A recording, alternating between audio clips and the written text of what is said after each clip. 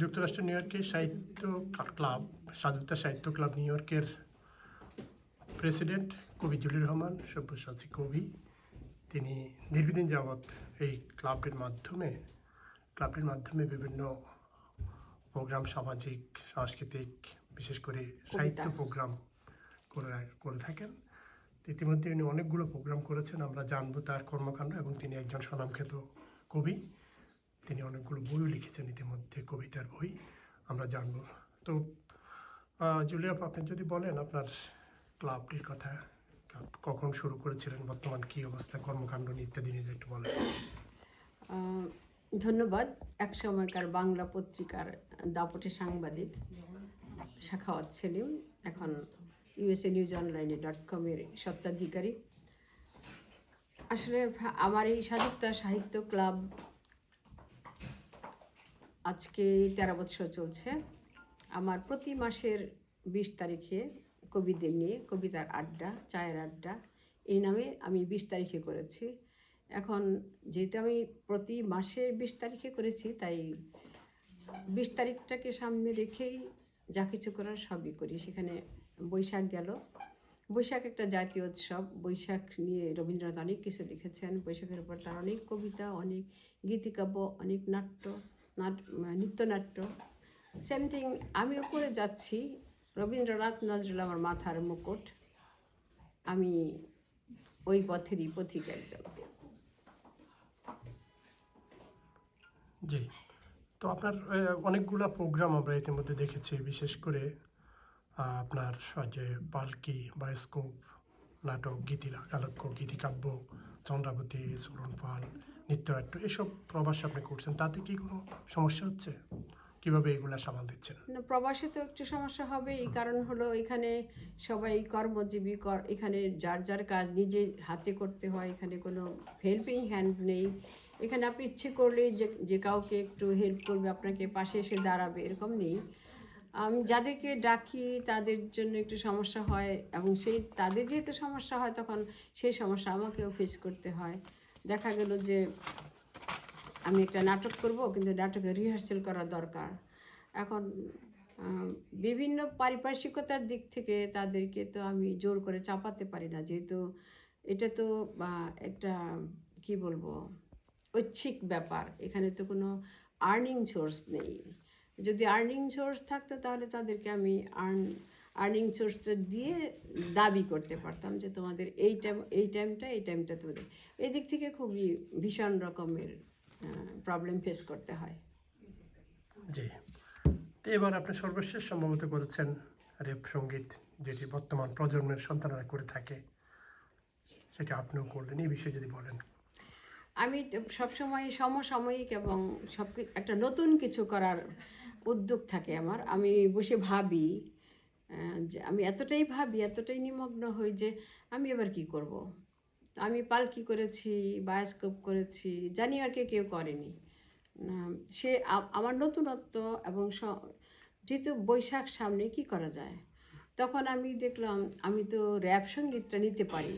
এটা young generation করে যাচ্ছেন, ইংরেজি ভাষার মাধ্যমে, বিভিন্ন ভাষার মাধ্যমে হচ্ছে, দেখছি আমি অনলাইনে।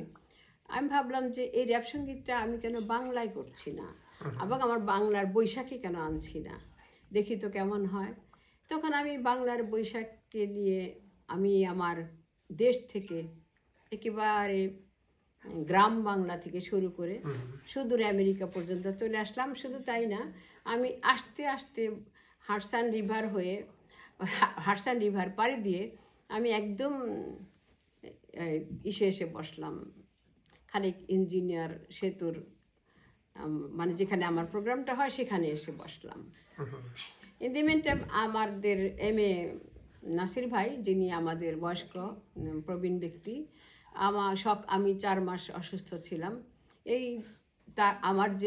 আমাকে না পাওয়ার যে একটা আকুলতা ছিল তাদের মধ্যে, সেই আকুলতায় উনি তৈরি করে ফেলেছেন জারি, স্বাধীনতা সাহিত্য ক্লাব নিয়ে। তা আমি শুনে তো অবাক।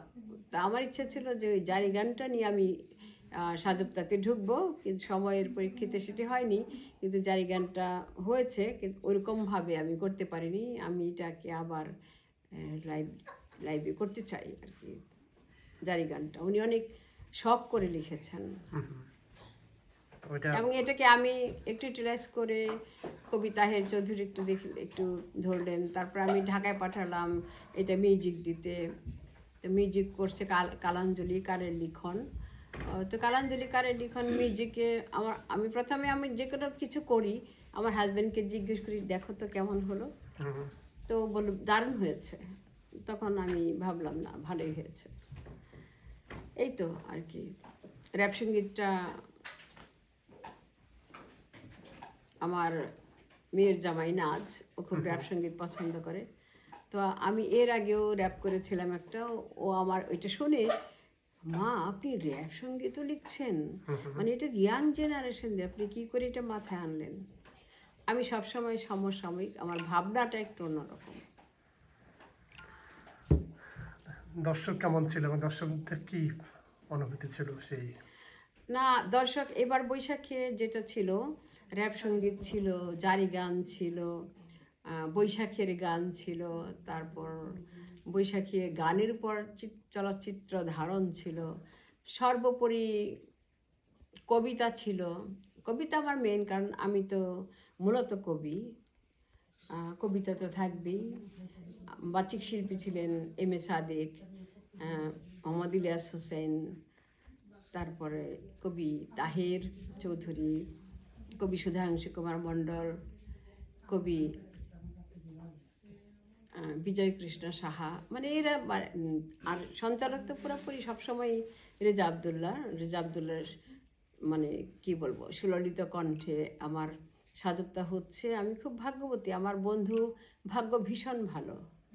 আমাকে যদি তারা সঙ্গ না দিত তাহলে তো আমি একাকী কেউ কিছু পারে, একা কিছুই করা যায় না। আমি আসলে সুসংবদ্ধ, আমার বন্ধু ভাগ্য ভালো।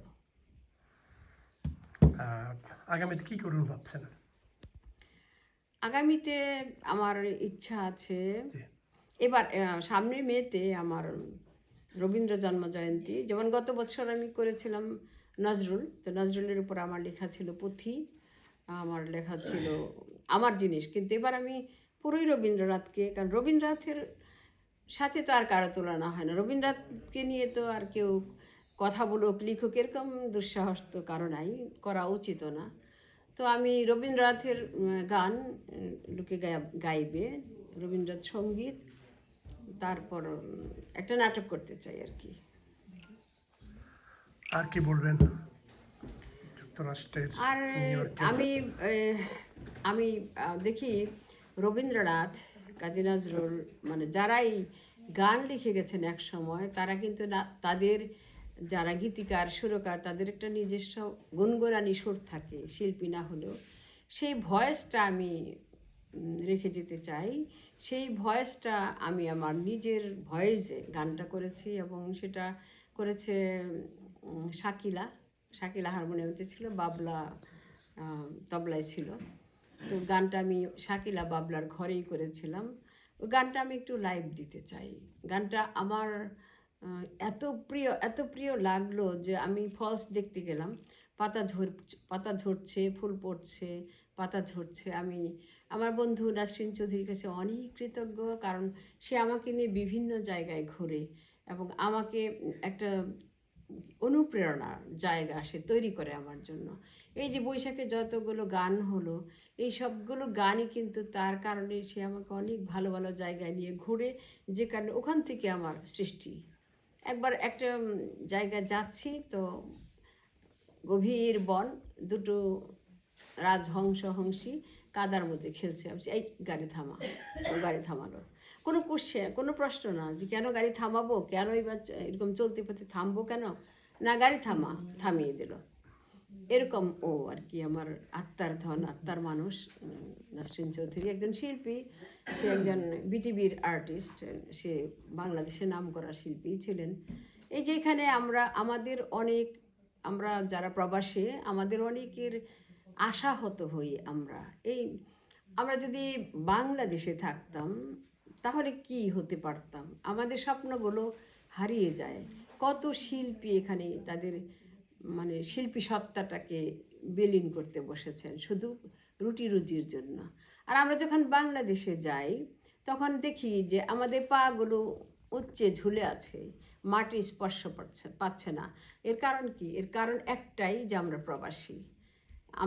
আমরা কিন্তু বাংলাদেশে ওইভাবে মূল্যায়িত হই না, আমাদের করে না ওরকম মূল্যায়ন, কারণ আমরা প্রবাসী। আমাদের কবিতা, আমি উমর শামসের কথাই বলি, কবি উমর শামস আমার বড় ভাইয়ের বন্ধু, ডক্টরেট ডিগ্রিধারী মানুষ একজন, কত ব্যথা নিয়ে এসে পড়ে আছে। এরকম আরও অনেক নাম করা শিল্পী, রবীন্দ্রসঙ্গীতের শিল্পী আমার বড় ভাই ডক্টর দিলুর রহমানের সাথে ডক্টর আরেক ভাইজানের নাম ভুলে গেলাম, অপূর্ব সুন্দর সুদর্শন লোক, রবীন্দ্রসঙ্গীত, তার গান শুনতে হবে আপনি। তার গান যদি শুরু হয় ওখানে কোনো শব্দ থাকবে না। কই প্রবাসী বলে তাকে কেউ চেনে? লোকে চেনে না। এই জন্যই বলি যে আমাদের সত্তাগুলো, আমরা যে সংস্কৃতিটাকে এই বাংলাটাকে এই প্রবাসে ধরে রেখেছি, তার জন্য একটা সাধুবাদও আমরা পাই না। এটাই দুঃখ, যে আমরা যে এত কষ্ট করে এই বই বুকে নিয়ে ব্রঞ্জ থেকে ব্রুকলিন, ম্যানহাটন, জ্যাকসন হাইট, কত জায়গায়, কত দূর দূরান্তে আমরা ঘুরে বেড়াচ্ছি, আমরা কি সেই মূল্যায়নটুকু পাই? ওই সাধুবাদটুকু আমরা পাই না। এটাই একটা দুঃখের বিষয়, যে এই প্রবাসে বাংলাকে আমরা ধারণ করছি, বাংলাকে আমরা প্রচার করছি, বাংলা ভাষাটাকে আমরা ধরে রাখছি বলতে অনেক অনেক কষ্টের ব্যাপার, এগুলো ভীষণ কষ্টের ব্যাপার। আমরা একটা কবিতা পড়তে গিয়ে দেখা গেল যে আমরা 2 থেকে 3, 4, 5, 6 ঘন্টা আমরা ওখানে বসে আছি শুধু একটা কবিতা পড়ার জন্য।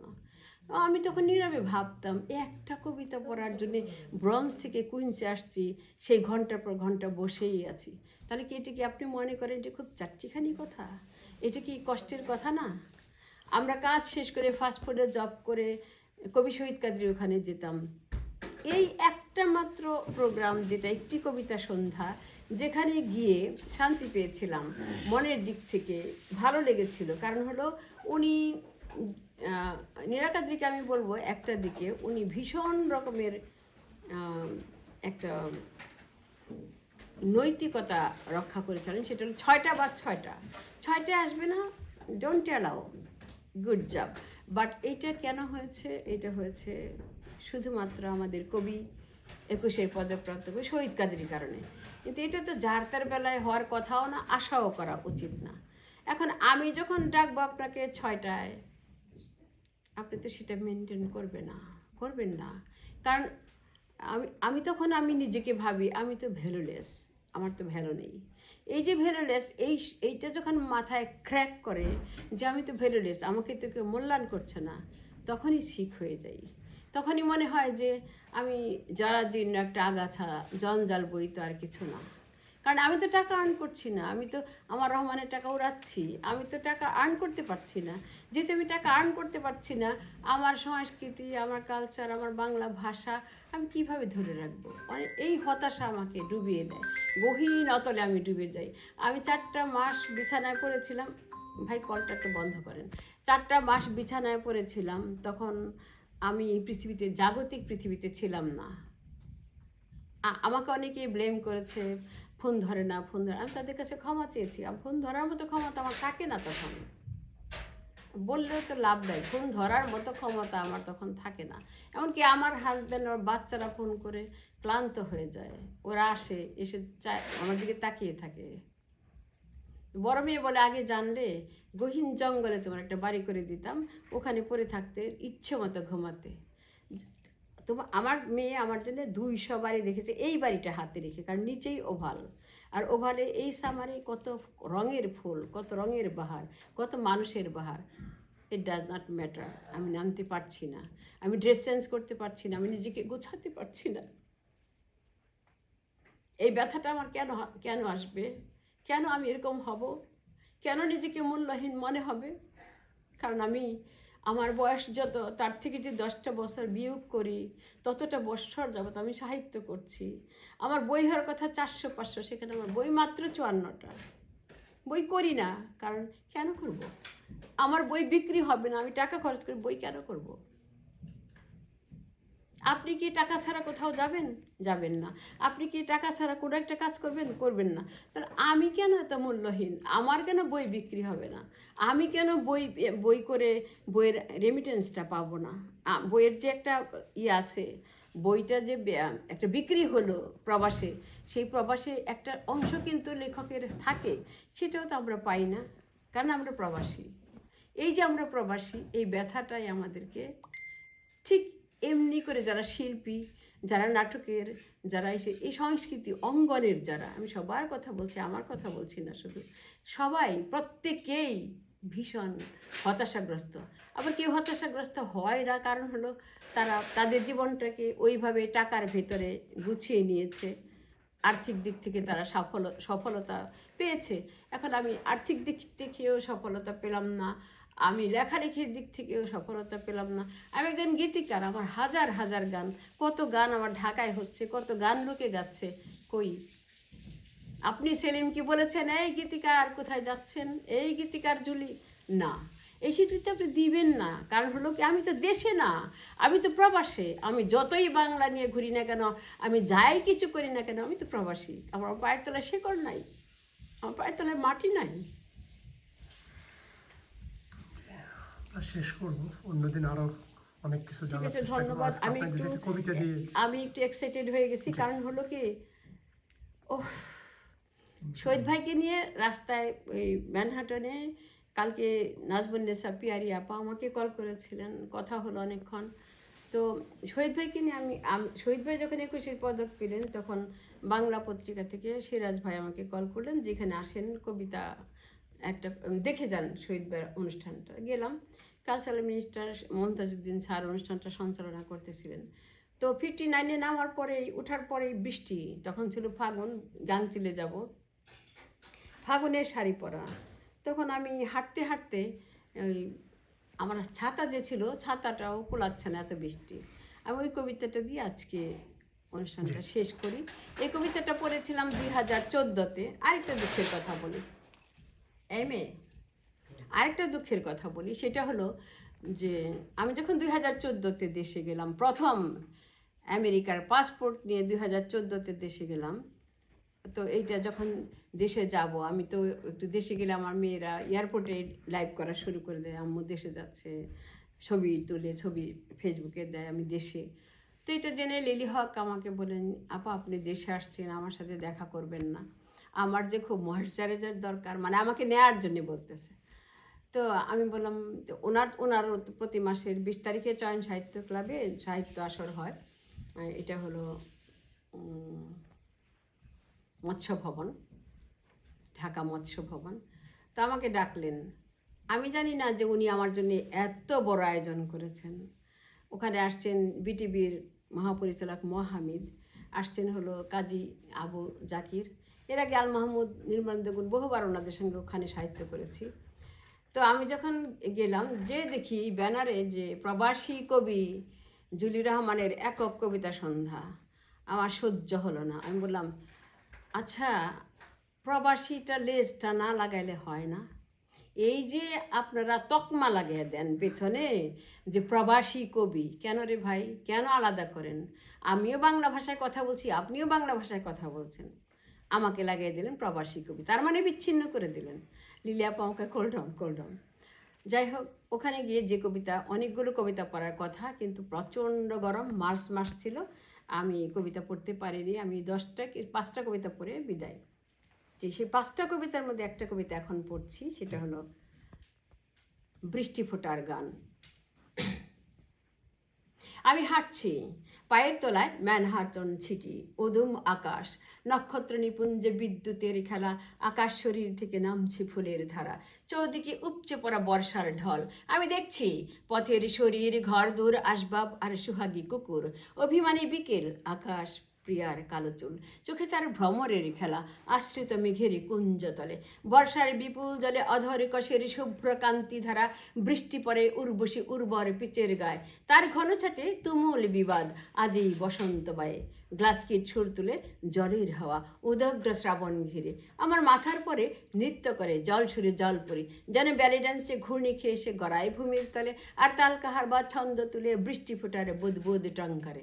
আর ওদিকে বৃষ্টি ফোটা হীরক দুতি, বৃষ্টি ফোটার হীরক দুতি গিলছে বরজে।